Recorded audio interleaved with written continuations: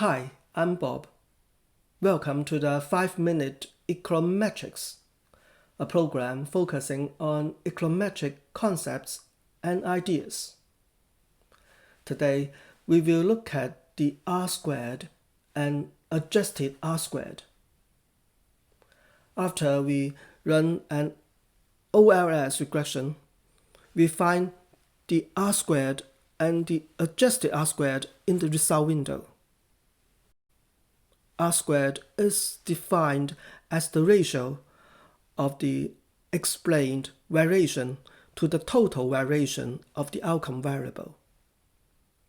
The explained variation is measured by the explained sum of squares, and the total variation is measured by the total sum of squares. So, the R-squared equals the ratio of the explained sum of squares to the total sum of squares. It is interpreted as the fraction of the sample variation in the outcome variable that can be explained by the explanatory variables.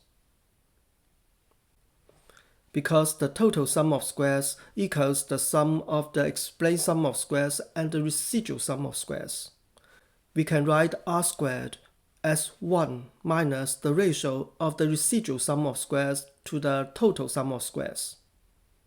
The R-squared can be seen as a goodness of fit measure for OLS regression. There are some features of the R-squared. First, it is always between 0 and 1.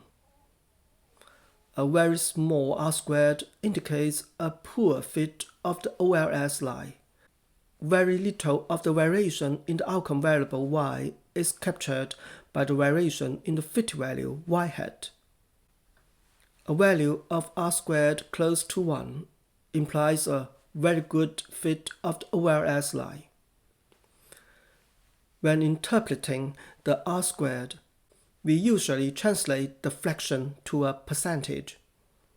For example, this result window for the regression of the childbirth weight on 5 explanatory variables shows an R-squared of 0.0387. It means that the explanatory variables in the model explain 3.87% of the birth weight variation for the sample, and 96.13% of the birth weight variation is left unexplained. Second, low R-squares, like the one in our example, are common in economic research and social science. However, a low R-squared does not necessarily mean the OLS regression is useless. What is more important is the unbiasedness or consistency of the OLS estimates, because it ensures a causal relationship between the explanatory variables and outcome variable. A causal relationship or a ceteris paribus effect is usually the main purpose of the research. Third, as more explanatory variables are added to the model, the R-squared will increase because the explained variation rises with the number of explanatory variables, while the total variation in y is fixed for a given sample. Since the R-squared will always increase as one more explanatory variable is added, we could not use R-squared to determine whether we should add that variable to the model.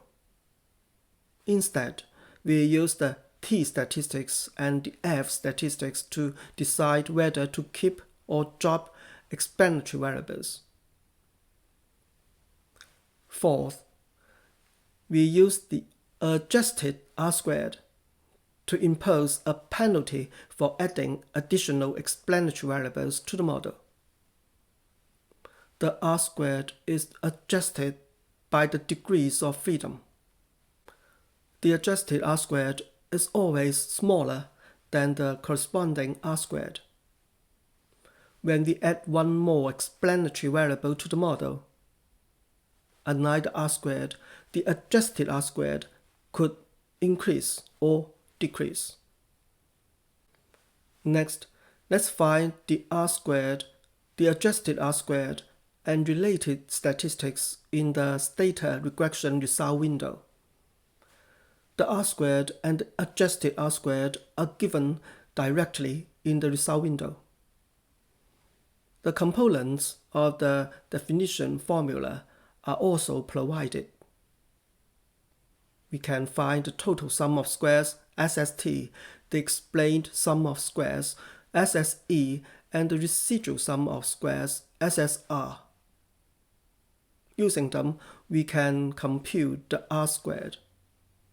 We also find the residual mean squares and the total mean squares. They are components of the adjusted R-squared. We can use the R-squared from the unrestricted model and the restricted model to compute the F statistics for multiple linear restrictions.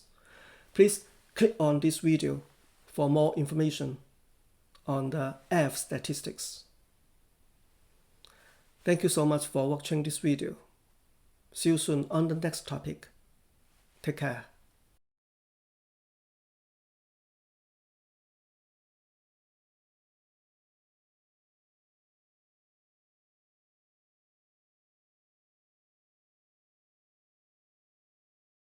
Thank you for watching this video and subscribing to my YouTube channel.